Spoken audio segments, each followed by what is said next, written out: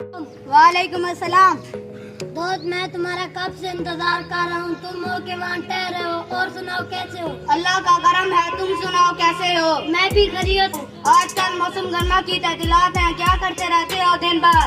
बस वही मामूल की चीजें। वैसे हम परसों गाँव जा रहे हैं, बाकी छुट्टियाँ हम वही गुजारेंगे। हाँ, 2 महीने गांव में गुजारोगे? इसमें हैरानगी की कौन सी बात है? मैं तो गांव में एक दिन भी ना रह सकूं, वहाँ तो मुझे बोरियत होती है। लेकिन मैं तो गाँव की जिंदगी को पसंद करता हूँ। वहाँ बहुत सुकून होता है। वहाँ क्या सुकून होता है, सारी तो सहूलतें शहर में मौजूद है। शहर की जरूरतें जरूर है, मगर जगह जगह गलादत के ढेर, आलूदा आबो हवा, ट्रैफिक का शोर, बदमज़गी हो, सारी खूबियाँ ही शहर का हिस्सा है। तुम्हारी बात ठीक है, मगर शहरों में इतनी इमदाद बर वक्त मिल सकती है। रात हो जाती है, अस्पताल खुले रहते हैं। लेकिन देहात की जिंदगी में जो खालिदपन है वो शहर में क्या मिलती।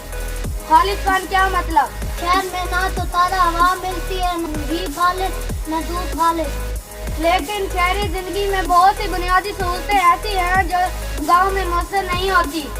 तुम्हारी बात ठीक है, हमारी बहस तो हील होती जा रही है। हम एक दूसरे को कायल नहीं कर पा रहे।